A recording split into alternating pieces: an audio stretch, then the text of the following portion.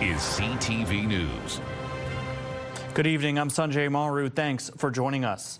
The Premier wants to change the rules to allow Ontarians to bring their own booze to a number of outdoor public events. And as some see it as a way to boost attendance, others worry it could lead to issues with safety and security. CTV's Natalie Johnson kicks things off tonight.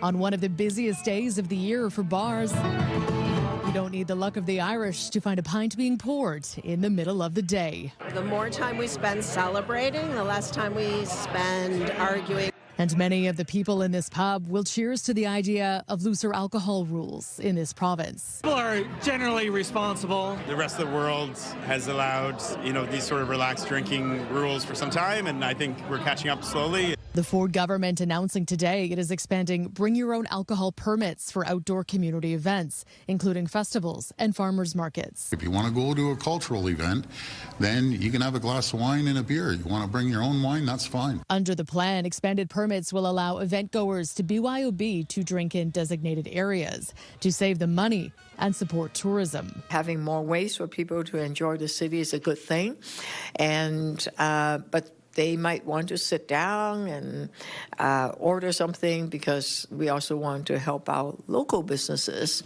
The chair of the Greektown BIA, which runs the Taste of the Danforth, says there is promise in the plan. What a great opportunity it creates for those visiting the festivals all across the province that you can partake in any way you kind of really please. But he also encourages event goers to patronize the bars and restaurants that put on the festival. Taste of the Danforth is put on by the members of Greektown, and we also are alcohol serving establishments, and we'd like our unique visitors coming to participate and enjoy and celebrate in the fun of a Taste of the Danforth this year to also kind of think of drinking with our member businesses. Other festival organizers have concerns about crowd control and liability. How are we going to manage this? Because Ozfest and other festivals, when they attract a crowd that want to have a good time, often there's lots of alcohol consumed. We want to make sure we're putting on the most safe festival and most responsible festival. Mad Canada responding today, quote, anytime there is an increase in the availability of alcohol, there are concerns about an increase in alcohol-related harms, including impaired driving. The Premier, though, says he believes Ontarians will partake responsibly. If someone wants to have a beer or a glass of wine, they should be able to. And expects the majority of festival goers will still be raising their glass in restaurants. Natalie Johnson, CTV News. Windsor police are looking to identify a suspect in a racist assault on a rideshare driver. President's Day. You're going home. Police say this was recorded on March 14th. Shortly after 1 a.m., the driver picked up a female passenger in East Windsor who made racist and hateful remarks to the driver and verbally berated him. Police say the woman then repeatedly struck the victim in the back of the head and neck while he was driving. The driver was able to safely complete the trip, dropping the suspect off in the city's West End. Police say the rideshare account used to request the trip was registered under a name not believed to belong to the suspect. A full suspect description is available on our website, ctvnewswindsor.ca. Turning now to a major manufacturing investment coming to the heart of Harrow with the potential to create more than 100 jobs. Local leaders say it's a meaningful boost, not just in numbers, but in keeping this kind of work in the region at a time of economic uncertainty and tariff pressures. CTV's Travis Fortnum has more. In Harrow, a local manufacturer is getting ready to grow. With a multi-million-dollar investment in the town and more than 100 new jobs expected. That'll be across the board. At an announcement in the heart of town Tuesday morning, EnerQuest General Manager Tom Fortushnik says the growth will touch nearly every part of the operation, from the shop floor to support roles. Just right across the board, it'll be that expansion for the entire facility. Quest, also known as Integra, builds electrical systems used in data centers and other industrial projects. The company says it's investing about $15.8 million into the expansion, with $1.5 million coming from the province through a regional development fund. This in a time of uncertainty for manufacturers, including tariff pressures and shifting supply chains. Fortushnik says expanding in Harrow helps keep that work local. If we were unable to do this, we would have to procure either a facility in the United States or somewhere else in Ontario. Essex Mayor Sherry Bondi, who spent more than a decade on council before taking the office, says announcements like this don't happen often. We haven't had an announcement like this since probably my time on council. She says growth like this can support everything from local businesses to housing, with more workers drawn to the area. We encourage them to check out the housing market and become part of our wonderful community. The company expects to start hiring later this year, possibly as early as June. Travis Fortnum, CTV News. Police in Chatham-Kent have charged a 49-year-old Wallaceburg man following a child exploitation investigation. Ontario Provincial Police say officers searched a home on March 5th. They seized electronic devices with help from multiple units. Kevin McCord is charged with 2 counts of luring a minor using telecommunication. He's been released on bail and is due in the Ontario Court of Justice in Chatham on April 2nd. Meanwhile, Chatham-Kent police are warning residents of an increase in thefts involving Toyota and Lexus vehicles. Police say similar incidents have also been reported in neighboring communities. Since December, officers say the Toyota Tundra, Highlander, and RAV4 models have been particularly targeted. Investigators say several of the vehicles were locked at the time and thieves had no access to the owner's key fob. Residents who own Toyota or Lexus vehicles are encouraged to ensure the vehicle is locked, parked in well-lit areas, or inside a garage when possible, and add tracking devices to the vehicles. An update to a story from yesterday on Pierre Poilievre's newly released auto plan and the union reaction to it. Our story implied that the union had no input into the plan, but Poilievre's office now says that's not correct. On Sunday at Cavalier Tool in Windsor, Conservative leader Pierre Poilievre pitching a plan to boost auto production with a goal of producing 2 million vehicles in Canada each year by leveraging increased manufacturing in a new Canada-U.S. trade deal and removing taxes on Canadian-made vehicles. Unifor National President Lana Payne and the Unifor National Auto Council Chair John Dagnolo confirming to CTV News they were not consulted on the policy. However, a spokesperson for Poilievre's office says Unifor presented to the Conservative Caucus and the Conservative Economic Growth Council, and they maintain there have been many conversations with union reps, including those directly representing Canada's auto workers. Payne and Dagnolo say there are some positives in the plan, but they do worry it would not be enough to protect all of Canada's auto industry. According to Poilievre's office, at least one Unifor president is in favor of the plan. Jeff Gray, a union president from Oshawa, quoted on Poilievre's X account as saying, quote, "Finally a common sense plan to protect the livelihood of thousands of Ontario auto sector workers, a plan that restores past production levels and secures a long-term future." Well, Leamington is testing out a new way to bring more life to its waterfront with a municipally run coffee shop called Brew on the 42, aimed at drawing visitors and supporting future development. But as CTV's Chris Campbell explains, not everyone is sold on the idea of the municipality stepping into the cafe business. A reimagined shipping container is headed to Leamington's waterfront, set to become a vibrant new gathering place, part coffee shop, part test case for the future. Our waterfront, I believe, is a jewel, and it's just another feature when you come down. If you go for a walk or if you come down and visit, you can pick up a coffee and enjoy yourself, enjoy the view, enjoy the amenities that are on the waterfront in Leamington. Brew on the 42 will serve drinks and light food as part of a 2-year pilot project and act as the anchor for a larger waterfront market plaza. At the end of the 2 years, we're hoping that another local vendor will take it over, so I'm hoping that folks will pay attention to that.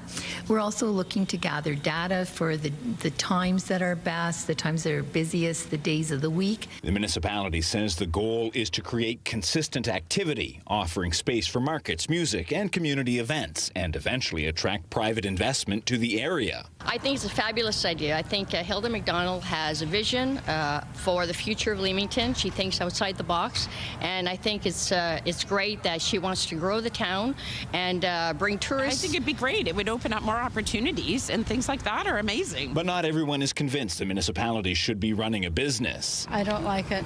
I don't like it at all. They're trying to be Grand Bend, and I don't think they're going to be Grand Bend. It's like, no, it's not going to work. Others say anything that brings energy to the waterfront is a step in the right direction. I'm not a coffee drinker, but I wish they do develop that area much more. They have a great piece of property there, and I believe it's underserved. The seasonal 2-year pilot is set to start in June or July. At the end of that time, the municipality hopes to find private owners for Brew on the 42 and decide what comes next for Leamington's evolving waterfront. But hoping to set an example, and everybody come in, join us, take it over at some point in time, and it's all for the betterment of the municipality of Leamington and the people who live here. Chris Campbell, CTV News. Also in Leamington, the Flyers are into the second round of their Ontario Junior Hockey League playoffs. But if things go this well next season, they might not have home ice advantage next March. CTV's Michelle Molesky explains why. Neil Clausen is a die-hard, lifelong Leamington Flyers fan. So when he heard the town might pull out the ice next March, Clausen launched an online petition, which already has dozens of signatures. As fans that were caught in the middle. At its March 10th meeting, the town agreed to partner with Rose City Gymnastics in its bid to host the 2027 Provincial Championships at the Nature Fresh Rec Centre. We expect over 1,200 athletes competing across the weekend. When you add coaches, judges, volunteers, and families, this becomes a major multi-day event, bringing thousands of visitors into the community. If Leamington plays host, the ice at the Highbury-Canco Arena has to be thawed out on March 24th. This is right through the playoffs for the Flyers. Could affect South Point Minor as well as Talbot Trail too. We were, very disappointed to hear it secondhand and not be given the opportunity to engage in meaningful dialogue. Mello says if the Flyers make the second round of the playoffs next year, it's no small undertaking to find a new rink to host home games. It's a production. It's junior A hockey. We have, countless volunteers who devote time, energy, resources to our game day and making it a success. And PA announcements and tickets and sales, and not to mention fans and lost revenue for the organization. Rose City had a timeline. They needed to meet to apply to be host. So we agreed, council agreed, majority agreed to do it. Now we work out the details. For one thing, Mayor Hilda McDonald says the town is looking into the cost of flooring to go over the ice, thus shortening the downtime for rink users. And she stresses there is still time to find a solution that works for those users, while also letting the town capitalize on being in the provincial spotlight for gymnastics. We recognize the popularity of the Flyers hockey team, but again, this is an opportunity that comes not often. So we want to take advantage of that. According to the town, the Rose City bid is due by the end of the month. If they win, McDonald is vowing to find a solution that works for everyone before next March. In Leamington, Michelle Molesky, CTV News. Still ahead, a family is left with a six-figure hospital bill after a medical emergency during a visit to Ontario. Why experts say travel insurance is not optional.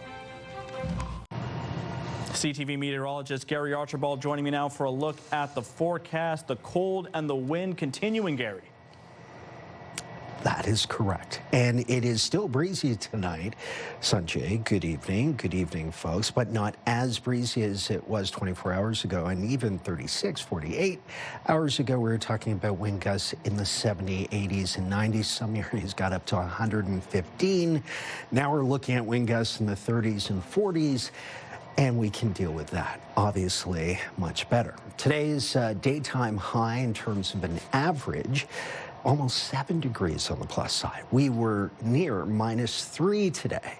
So it was cold and the breezy conditions, the westerlies and northwesterlies made it feel like minus 12 to about minus 18 during the late morning, early afternoon. It was a cold day.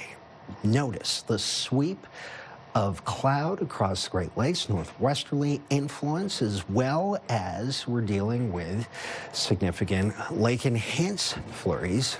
And some of these streamers have been persistent. There's quite a bit of snow in parts of the Midwestern tier of Michigan, as well as central and southwestern Ontario. In the Midwestern tier of Ontario, when we talk about the snow belt region, like Listowel and Hanover, Clifford, Ontario, 10 to 15 centimeters in the last 24 hours, totals near 30 plus over the last 48. So it's been significant. More snow on the way. A separate system will bring snow, then rain showers. We will be cold enough to see the flurries tomorrow morning, and then wet enough as things warm up through Thursday and possibly Friday, as lingering showers are part of the story.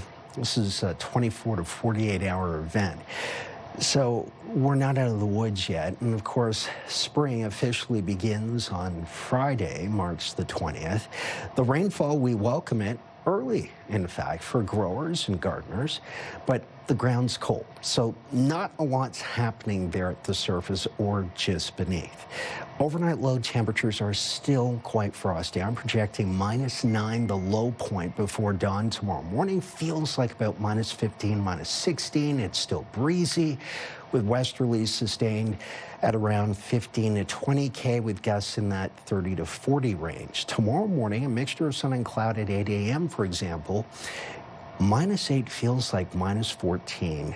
Feels like January. And then, of course, we still have a chance, a pretty good one, of flurries through the midday and afternoon. We'll see a high near maybe 0 degrees in some areas, but -1 to -3 is still a possibility. Then it warms up Thursday, Friday, Saturday. Now we're into spring for the weekend officially, and temperatures, look at this, on the positive side of the ledger, if you will. That's good news. The rain will help once the ground truly warms up, and that's going to take a few weeks, no doubt. Let's look at your weather. If you plan to cross the border Sunday morning, the Windsor-Detroit tunnel will be closed for about 4 hours while an emergency response exercise is conducted. Between 6 and 10 a.m., the only traffic allowed access will be emergency services from both Windsor and Detroit, along with CBSA and CBP. Officials say the planned exercise is a critical part of the emergency response procedures, ensuring both sides of the border are able to work together in the event an emergency occurs. The tunnel will reopen to normal operations at 10 a.m. on Sunday, March 22nd. Well, if you have friends or family traveling outside of Canada, they should have travel medical insurance in case they become sick or injured. The same is true of anyone from another country visiting here, and they also need insurance in case they're hospitalized. CTV's Pat Foran has more. Naveed Zafar's mother, Begum Bashiram, is in her 80s and lives in Atlanta, Georgia. In October, she was visiting with Zafar in Whitby and his sister in Waterloo. While in Waterloo, she had a stroke and ended up in the hospital. I don't know if she's going to make it because she was unconscious. Zafar rushed to the Waterloo Regional Health Network to see his mother and fill out documents for her care. I didn't even bother looking at it because all I was thinking, if I can see my mom again or if she's going to make it. Bashiran was in the hospital for 4 weeks in and out of intensive care. She has since recovered and is now back in Atlanta. While visiting Canada, she did not have travel health insurance, and the family has been handed a huge bill. $110,000. The total bill came to just over $111,000. The hospital did offer a discount of 10% on certain charges. Zafar owed about $100,000, and so far he has paid $55,000, but he's still expected to come up with the rest. Being as a responsible citizen, I definitely want to pay to hospital. When we reached out to the Waterloo Regional Health Network, a spokesperson said, "We sincerely empathize with the financial strain unexpected medical emergencies can cause, especially when navigating the complexities of international health care." All people visiting Canada that are not Canadian residents need to purchase Visitor to Canada insurance. Martin Firestone with Travel Secure says many different companies offer visitor to Canada insurance, and he says the same way Canadians need insurance traveling outside our borders, visitors must have it to make sure they're covered if they get sick or injured while here. Sadly, it appears they didn't buy it, and now they're facing this huge bill. Safar says he is thankful the hospital looked after his mother and says he'll have to find a way to pay the rest of the bill. I mean, I had to pay. I mean, there's no way out. Pat Foran, CTV News. Canada's main stock index finishing in positive territory, helped by gains in the tech sector. In Toronto, the TSX gaining 52 points. In New York, the Dow adding 47, the Nasdaq up 105. The Canadian dollar drops 0.13 of a cent. Gold gains $6 an ounce, and oil is up $3 a barrel. With the World Cup set to kick off in just 3 months, Iran is trying to move its matches out of the U.S. and into Mexico. As the conflict in the Middle East deepens, Iran says it is negotiating with FIFA to move the group stage games. The request comes after President Trump discouraged the team from participating, citing safety concerns. The World Cup is being co-hosted by Canada, Mexico, and the U.S. and is scheduled to begin in June. Meanwhile, Iran has confirmed that its top security official, Ali Larijani, has been killed in an airstrike, Israel claiming responsibility for the attack. Israel also says it killed the leader of the Iranian militia, Basij, that played a key role in the violent suppression of protests in Iran. A new breakthrough in brain cancer treatment is now available in Ontario, giving some patients faster access to a drug that could change how the disease is managed. CTV's Pauline Chan has more. Dr. James Perry is perhaps best known in Canada as Gord Downey's doctor when the tragically hip singer was diagnosed with incurable glioblastoma. We have a lot of exciting research and a lot of new developments, but patients being treated today are not too different than before. Gord had a glioblastoma, which is grade 4, incredibly aggressive, always lethal disease that people live only a year or two with, as you saw with him.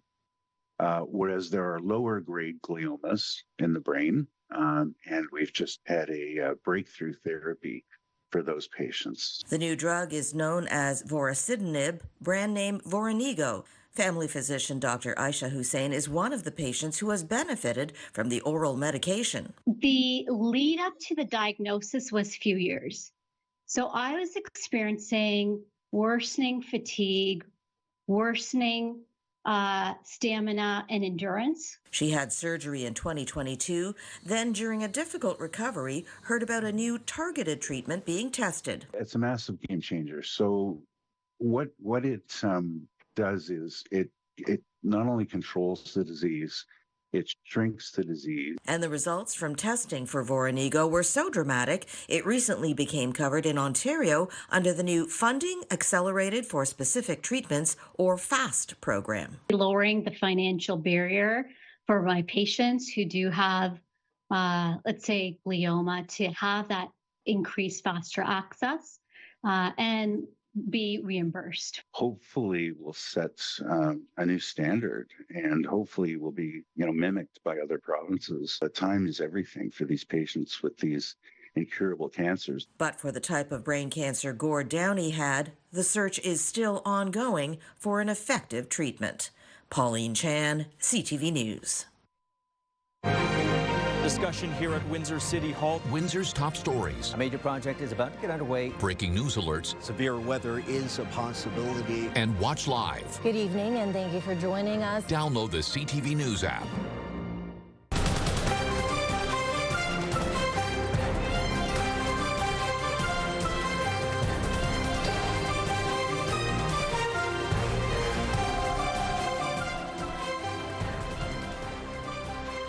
Gary.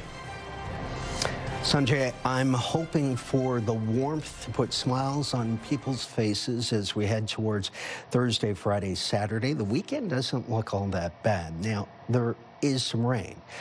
It's sort of part and parcel of the package, if you will. The next several days, we're going to see a warm-up, but unsettled weather is attached to that warm-up. Showers tomorrow will be in the form of snow showers. We got into some snow ice pellet activity this morning. Thursday and Friday, look at this. We'll go from 0 tomorrow with flurries, cold, chilly, especially in the morning, to a warm-up near 10 degrees the average from Thursday through to Sunday. That's a 4-day stretch. But it's cloudy throughout, and there's a good chance we'll be wet on and off through that stretch of 4 days. Cooling off as we head towards Monday and Tuesday, still fair, and 5 degrees for a daytime high would be seasonal for that time of the year, a week from now. Wherever you are, have a good night's rest. Be prepared for a chilly day tomorrow and a warm-up, but a wet one, there to follow. Good night. And we leave you tonight with an ongoing Canada-U.S. border situation that authorities may not be sure how to handle. A local resident in Surrey, British Columbia, seems to be violating international law on a daily basis. And as CTV's Sanjay Alexander reports, this bold border jumper likely doesn't even have a passport. This is Zero Avenue in South Surrey, and these picturesque homes sit smack on the border. This side is Canada, across the street, the United States. No fences or concrete blocks, just a little ditch and signs warning, don't even think about crossing. Oh, it's very secure, yeah. And people follow the rules, except for one resident, him. Unfazed by jurisdictional authority, he is the Canadian border-jumping kitty cat. Illegal. What? I think it's because he's got 4 legs, not 2. Decidedly confident, ignoring the watchful gaze of border agents and that machine in the sky that's as useful as the dog as far as he's concerned. Several times a day, almost every day, he shows little interest in international law and carries on his very important work of mousing. He's a cool little cat, keeps coming back and forth and says hello to everybody. His name? Louis. Officially Louis Vuitton, like the designer.